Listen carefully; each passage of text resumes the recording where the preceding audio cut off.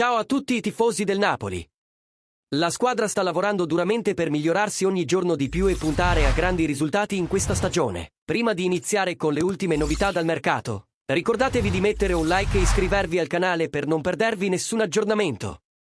Oggi parliamo di una notizia bomba che sta circolando nel mondo del calcio. Erling Haaland, il fenomeno del Manchester City, potrebbe essere una delle grandi sorprese del prossimo mercato.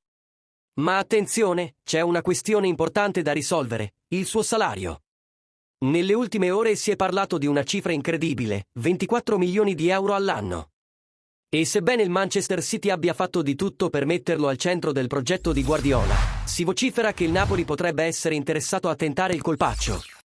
Haaland, con i suoi numeri da capogiro e una media gol impressionante, è sicuramente uno dei giocatori più ambiti in Europa. Il Manchester City sta lavorando per rinnovare il suo contratto, ma i dettagli sul possibile prolungamento e l'adeguamento economico non sono ancora chiari.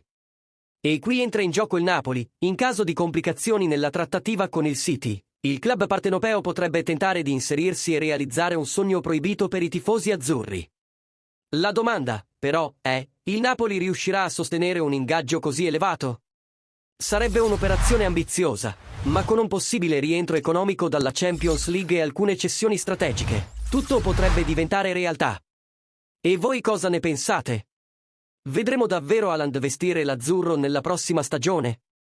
Lasciate i vostri commenti qui sotto e diteci quanti gol pensate che potrebbe segnare al San Paolo. E non dimenticate di mettere like al video e iscrivervi al canale per restare sempre aggiornati su tutte le novità del Napoli. Forza Napoli, sempre!